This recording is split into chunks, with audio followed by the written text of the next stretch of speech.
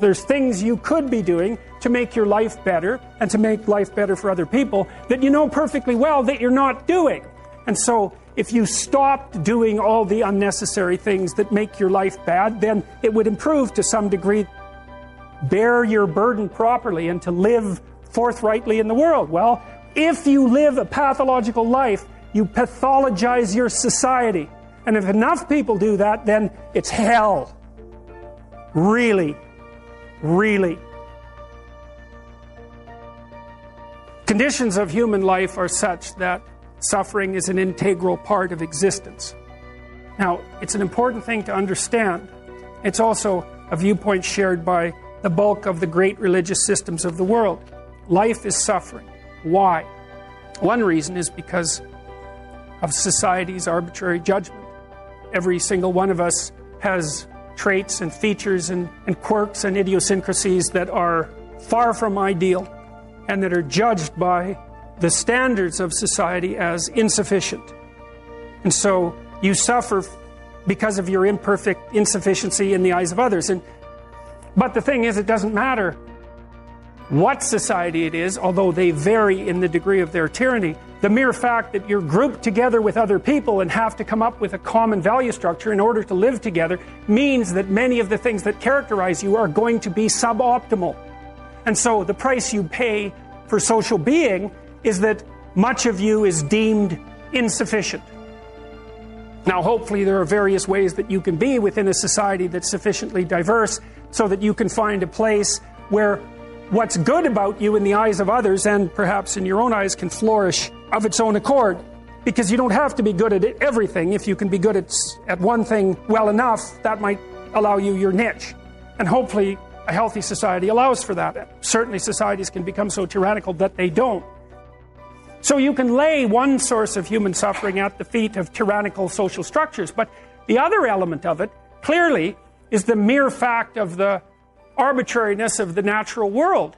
Like you have a lifespan that's going to be counted in the number of decades that you can count on two hands.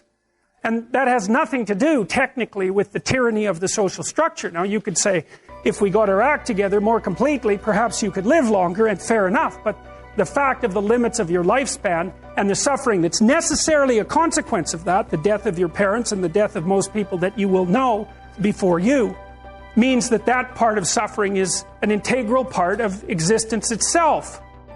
By the same token, you have your own responsibility for some of your unnecessary suffering, because there's things you could be doing to make your life better and to make life better for other people that you know perfectly well that you're not doing. And so if you stopped doing all the unnecessary things that make your life bad, then it would improve to some degree that is not really computable, because you don't know how far you could push that. So there's three reasons why you suffer, and one is, well, look at you and the way you're built. It's inevitable. There's not very much of you and there's a lot of everything else. And so you just don't last that long, and you're fragile across multiple domains, and then you're harshly treated by society, and there's no doubt about that. And then there's responsibility that can be laid at your own feet. The proper pathway through that is to adopt the mode of authentic being. And that is something like refusing to participate in the lie, in deception in the lie, to orient your speech as much as you can towards the truth, and to take responsibility for your own life and perhaps also for the lives of other people. And there's something about that that's meaningful and responsible and noble. You need something to shelter you against your own vulnerability. If you're in a situation that's characterized by psychopathology, if there's something wrong with you mentally, that's a consequence of something gone wrong. But that's not the existentialist take. The existentialist take is, no, that's just how it is. That's just how it is. You don't have to necessarily have done anything wrong for things to get completely out of control. It's a terrifying doctrine, but it's not a hopeless doctrine, because it still says that there's a way forward, there's a pathway forward, and the pathway forward is to adopt a mode of being that has some nobility, so that you can tolerate yourself and perhaps even have some respect for yourself as someone who's capable of standing up in the face of that terrible vulnerability and suffering, and that the pathway forward, as far as the existentialists are concerned, is by Well, certainly by the avoidance of deceit, particularly in language, but also by the adoption of responsibility for the conditions of existence and some attempt on your part to actually rectify them.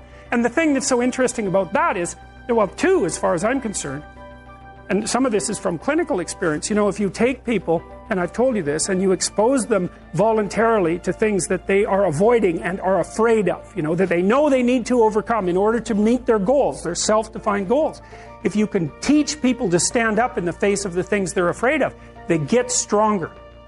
And you don't know what the upper limits to that are, because you might ask yourself, like, if for 10 years, if you didn't avoid doing what you knew you needed to do, by your own definitions, right, within the value structure that you've created, to the degree that you've done that, what would you be like? You know, there are remarkable people who come into the world from time to time, and there are people who do find out over decades-long periods what they could be like if they were who they were, if they spoke their being forward. And they get stronger and stronger and stronger, and we don't know the limits to that. We do not know the limits to that. And so you could say, well, in part, perhaps the reason that you're suffering unbearably can be left at your feet, because you're not everything you could be, and you know it. And of course, that's a terrible thing to admit, and it's a terrible thing to consider, but there's real promise in it, right? Because it means that perhaps there's another way that you could look at the world, and another way that you could act in the world, so what it would reflect back to you would be much better than what it reflects back to you now. And then the second part of that is, well, imagine that many people did that, because we've done a lot as human beings. We've done a lot of remarkable things. About 250,000 people will be lifted out of abject poverty, and about 300,000 people attached to the electrical power grid. We're lifting people out of poverty collectively at a faster rate that's ever occurred in the history of humankind by a huge margin. So there's inequality developing in many places, and you hear lots of political agitation about that. But overall, the tide is lifting everyone up, and that's a great thing. And we have no idea how fast we can multiply that if people got their act together and really aimed at it. Because, you know, my experience is with people that we're probably running at about 51% of our capacity. I mean, you can think about this yourselves. I often ask how many hours a day you waste, or how many hours a week you waste. And the classic answer is something like 4 to 6 hours a day. You know, inefficient studying, watching things on YouTube that not only do you not want to watch, that you don't even care about, that make you feel horrible about watching after you're done. That's probably 4 hours right there. You know, you think, well, that's 25 hours a week. It's 100 hours a month. That's 2.5 full work weeks. It's half a year of work weeks per year. And if your time is worth $20 an hour, which is a radical underestimate, it's probably more like 50 if you think about it in terms of deferred wages. If you're wasting 20 hours a week, you're wasting $50,000 a year. Because you're young, wasting $50,000 a year is a way bigger catastrophe than it would be for me to waste it, because I'm not going to last nearly as long. And so if your life isn't everything it could be, you could ask yourself, well, what would happen if you just stopped wasting the opportunities that are in front of you? You'd be, who knows how much more efficient? 10 times more efficient, 20 times more efficient. That's the Pareto distribution. You have no idea how efficient people get. It's off the charts. Well, and if we all got our act together collectively and stopped making things worse, because that's another thing people do all the time. Not only do they not do what they should to make things better, they actively attempt to make things worse because they're spiteful or resentful or arrogant or deceitful or homicidal or genocidal, or all of those things all bundled together in an absolutely pathological package. If people stopped really, really trying just to make things worse, we have no idea how much better they would get just because of that. So there's this weird dynamic that's part of the existential system of ideas between human vulnerability, social judgment, both of which are major causes of suffering, and the failure of individuals to adopt the responsibility that they know they should adopt. And that's the thing that's interesting too, is that, you know, there's this idea that people have a conscience. And you know what the conscience is. It's this feeling or voice you have in your head just before you do something that you know is stupid, telling you that probably you shouldn't do that stupid thing. You don't have to listen to it, strangely enough. But you go ahead and do it anyways, and then, of course, exactly what the conscience told you was going to happen, because you know, I knew this was going to happen. I got a warning it was going to happen, and I went and did it anyways. And the funny thing, too, is that that conscience operates within people, and we really don't understand what the hell that is. So you might say, well, what would happen if you abided by your conscience for 5 years or for 10 years? What sort of position might you be in? What sort of family might you have? What sort of relationship might you be able to forge? And you can be bloody sure that a relationship that's forged on the basis of who you actually are is going to be a lot stronger and more welcome than one that's forged on the basis of who you aren't. Now, of course, that means that the person you're with has to deal with the full force of you in all your ability and your catastrophe, and that's a very, very difficult thing to negotiate. But if you do negotiate it, well, at least you have something, you have somewhere solid to stand, and you have somewhere to live. You have a real life, and it's a great basis upon which to bring children into the world, for example, because you can have an actual relationship with them instead of torturing them half to death, which is what happens in a tremendously large minority of cases. Because it isn't merely that your fate depends on whether or not you get your act together and to what degree you decide that you're going to live out your own genuine being. It isn't only your fate. It's the fate of everyone that you're networked with. And so, you think, well, 7 billion people in the world, and who are you? You're just one little dust mote among that 7 billion, and so it really doesn't matter what you do or don't do, but that's simply not the case. It's the wrong model, because you're at the center of a network. You're a node in a network. Of course, that's even more true now that we have social media. You'll know 1,000 people, at least over the course of your life, and they'll know 1,000 people each, and that puts you one person away from 1 million, and 2 persons away from 1 billion. And so that's how you're connected. And the things you do, they're like dropping a stone in a pond. The ripples move outward, and they affect things in ways that you can't fully comprehend. And it means that the things that you do and that you don't do are far more important than you think. And so if you act that way, of course, the terror of realizing that is that it actually starts to matter what you do. And you might say, well, that's better than living a meaningless existence. It's better for it to matter. But I mean, if you really asked yourself, would you be so sure if you had the choice? I can live with no responsibility whatsoever. The price I pay is that nothing matters. Or I can reverse it and everything matters. But I have to take the responsibility that's associated with that. It's not so obvious to me that people would take the meaningful path. Now, when you say, well, nihilists suffer dreadfully because there's no meaning in their life, and they still suffer, yeah, but the advantage is they have no responsibility.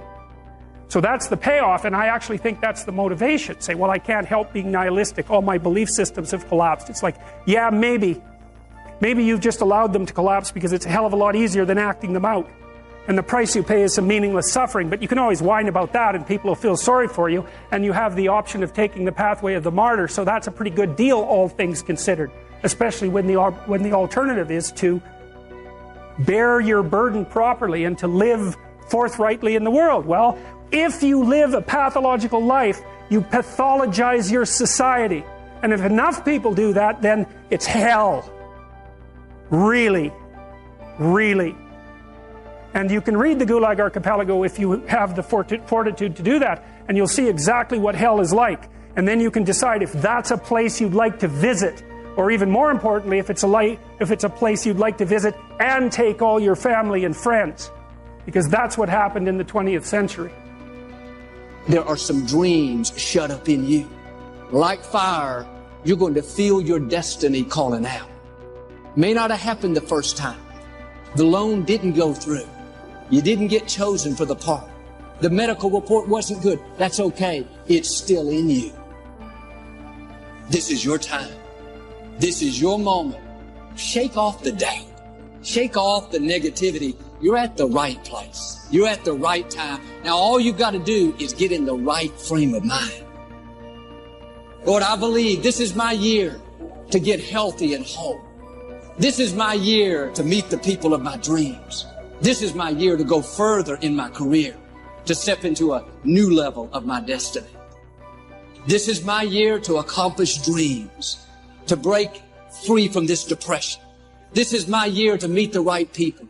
This is my year to get healthy and whole. This is your year to see double. This is your year for vindication, for restoration, for new beginnings. Now get your mind going in the right direction. This will be a transformative year. New year, new me. Transformative thinking. God is about to transform your thinking, your mindset, your approach to life. The Lord said that there's more inside of you than what you have perceived.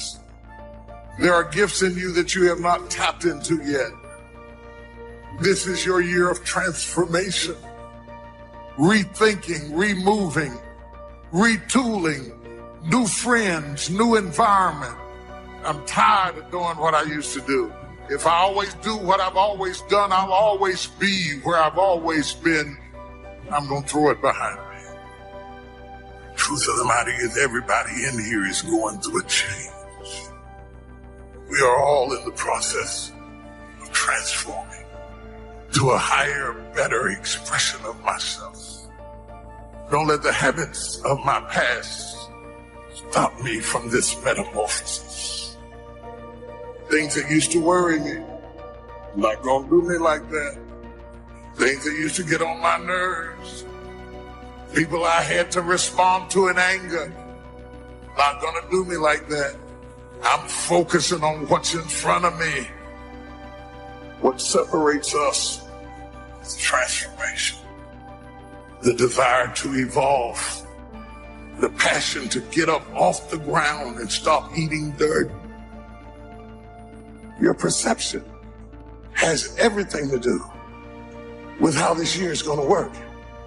It is not what you perceive about me. It's what I perceive about me. It is because of the uniqueness of the challenges that confront you are so unique to you that you feel like I'm up against it all by myself.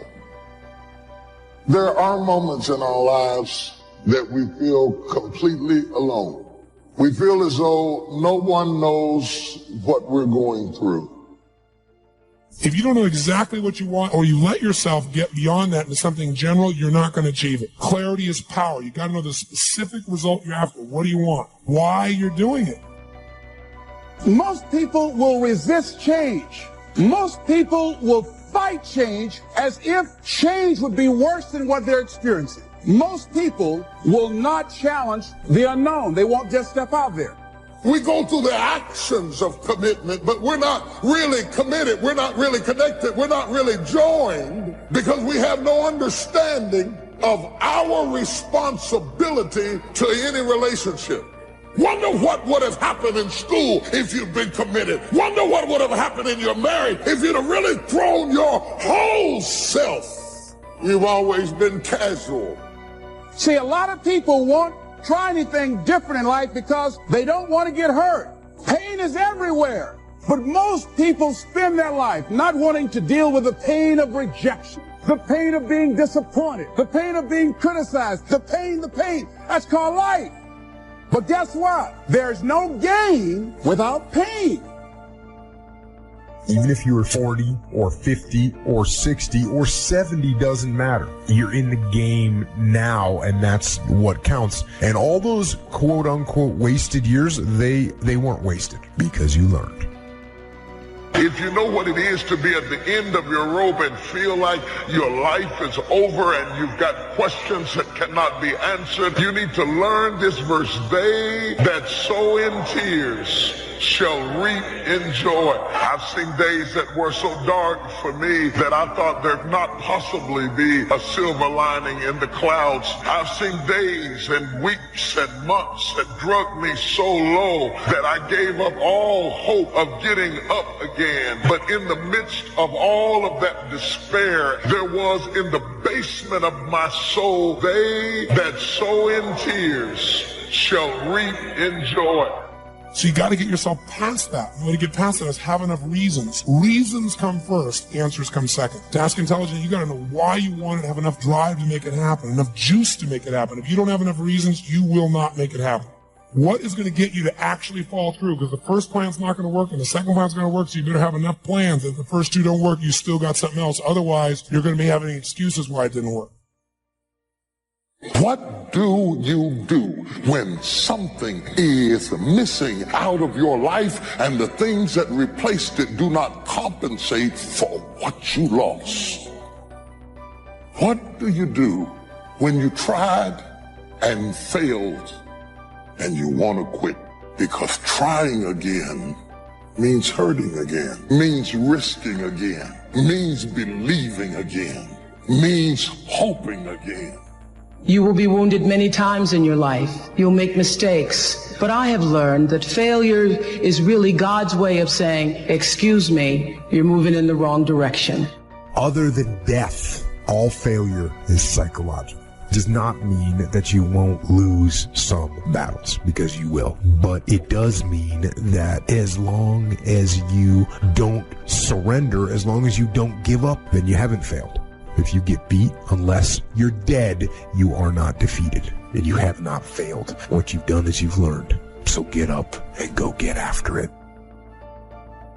You just don't know what the next moment will bring. You have comeback power.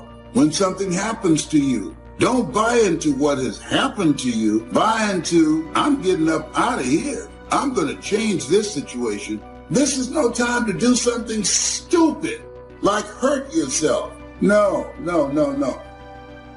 Don't lose your dream. That's long-range goals. Because if you set up something short-range, go for it. Get it. Latch onto it. Work hard. Accomplish it. That starts building your strong feelings to go for your dreams. People who don't stop to clear their heads, they react. They don't respond. You're going to get through this. And you don't want to be radical. You don't want to be erratic. You got to assure yourself. You have to encourage yourself. We all live in this bubble. What you got to do to get the life that God wants you to have, you got to put more air in your bubble. Expand yourself. Take yourself out your comfort zone. If you stay in your comfort zone, that's where you will fail. Success is not a comfortable procedure. It is a very uncomfortable thing to attempt. So you got to get comfortable being uncomfortable if you ever want to be successful. As long as God wakes you up, that means he ain't through with you yet. You got a shot to correct it and get it right. And he kept waking me up. So I figured, okay, God wakes you up. That also means that he has something for you that you've yet to receive. You have to have a lot of passion for what you're doing, because it's so hard that if you don't, any rational person would give up. It's really hard, and you have to do it over a sustained period of time. So if you don't love it, you're going to give up. And that's what happens to most people, actually. The ones that are successful loved what they did so they could persevere, when it got really tough. And the ones that didn't love it quit. So it's a lot of hard work, and it's a lot of worrying constantly. So you got to love it, you got to have passion. If you think ordinary's cool, ain't no problem. It's some really wonderful ordinary people. But here's the fact. All of you have extraordinary capabilities. All of you. You have to decide if you are willing to do the things to put you in that category. Rich people don't sleep 8 hours a day. He who loves to sleep and the folding of hands, poverty will set upon you like a thief in the night. Better have a valued goal, because otherwise you can't get any positive motivation. And so the more valuable the goal, the more the micro processes associated with that goal start to take on a positive charge. Well, you get up in the morning and you're excited about the day. You're ready to go. What you do is you specify your long-term ideal. You want to specify goals that make you say, if that could happen as a consequence of my efforts, it would clearly be worthwhile. The question always is, why do something?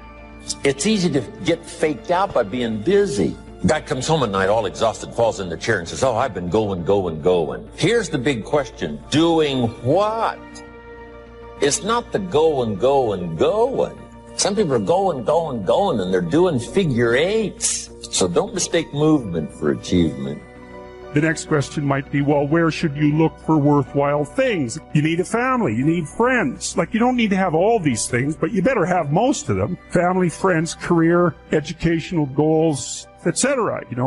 That's what life is about. And if you don't have any of those things, then all you've got left is misery and suffering. So that's a bad deal for you.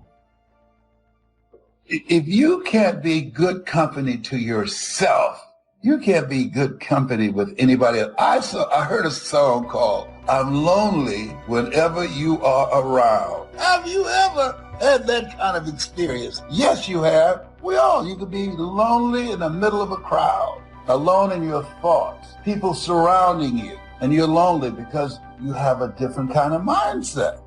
The energy is different, and your mind is in another place.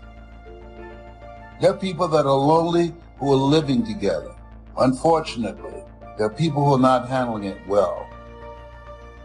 Don't just focus on how dramatic the change is. Focus on the area that's beneficial to you. Focus on what is it that you have going for you to negotiate the change. And so in this time where we are, that everybody would recognize that dramatic change has taken place. And many people are stressed out. Many people are frightened. Many people are confused and don't have a clue on what to do and feel overwhelmed. And so say to yourself, I am free to create a new life for myself. I'm aware of the fact that I have the ability to make my life recession-proof. Right now, I am my boss. Who it is that you're trying to be, you aim at that, and then you use everything you learn as a means of building that person that you want to be. And that's fine, except you'll fail all the time then. You just won't know it until you've failed so badly that you're done. And that can easily happen by the time you're 40. I would recommend that you don't let that happen. Okay, so once you get your goal structure set up, you think, okay, if I could have this life, looks like that might be worth living. Anxiety-provoking and threatening, and there's going to be some suffering and loss involved and all of that. The goal is to have a vision for your life. Then you turn down to the micro routines. It's like, okay, well, this is what I'm aiming for. How does that instantiate itself day to day, week to week, month to month?